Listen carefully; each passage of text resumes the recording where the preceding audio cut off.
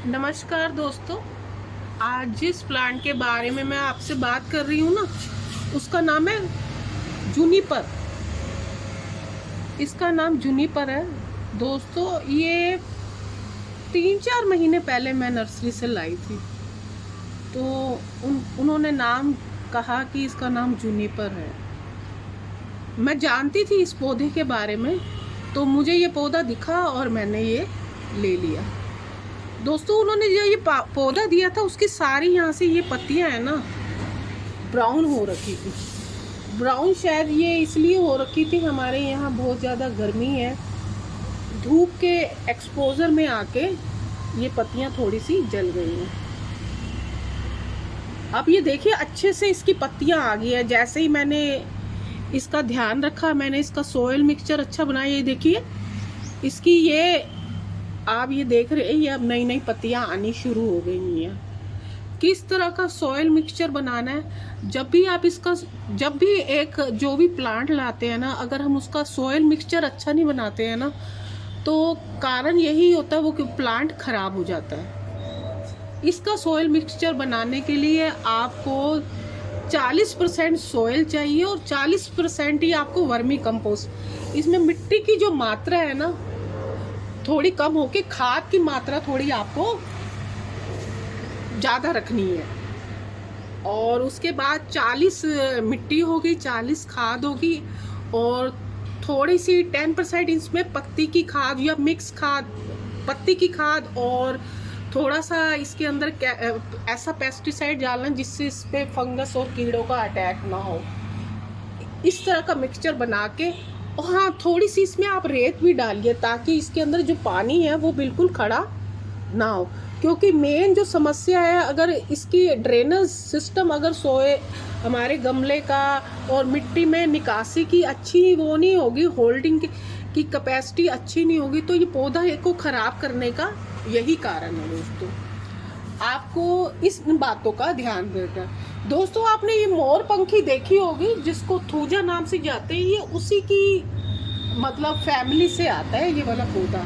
जैसे पाइन्स होते हैं ना, आप कश्मीर वगैरह में ये जो पाइन्स के जो पेड़ होते हैं, उसकी तरह इसकी पत्तियां ऐसे नीडल्स की तरह होती है। आप सजाने की, गार्डन को सजाने की दृष्टि से भी इसको मतलब रख सकते हैं। अब जैसे ये मैंने छोटे गमले में लगाया है, तो इसकी हाइट उस हिसाब से जाएगी। अगर इसको आप ज़मीन में लगाएंगे ना, तो इसकी हाइट कम से कम 10 से 11 फुट तक चली जाती है। आपने देखे होंगे मोर पंखी के पेड़ कभी किसी पार्क या में लगे होते हैं, तो उनकी हाइट कितनी बड़ी होती है। तो गमले में उसी के हिसाब से जाते हैं ये पौधे। तो ध्यान क्या रखना है? ध्यान ये रखना है कि ज़्यादा हीट इसको नुकसान करती है। ज़्यादा हीट के कारण ये इसकी जो पत्तियां हैं, वहाँ पर नर्सरी में ये बिल्कुल निगलेक्ट पड़ा हुआ था, तो मैंने उठा लिया और मैंने ले लिया।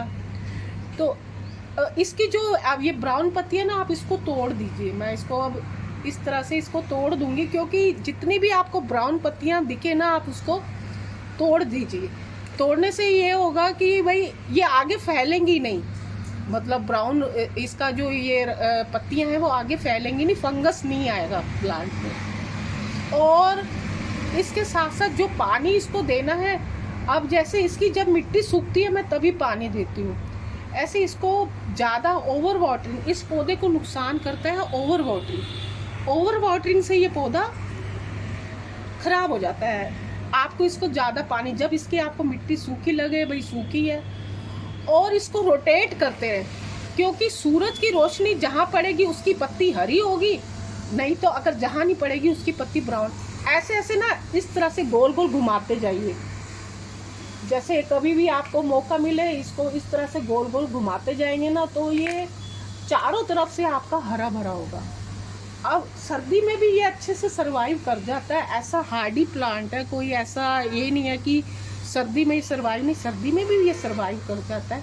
आप जब इसकी कटिंग करेंगे ना, ये आसपास से कटिंग करें, ऊपर से ना करें, क्योंकि अगर आसपास से ये तभी शेप में रहेगा। ये आपको ध्यान रखना है। और अगर आपको जब ये थोड़ा 3 साल बाद इसकी शिफ्टिंग करने की ज़रूरत पड़ती है, अगर शिफ्टिंग का टाइम भी ना सही होना चाहिए।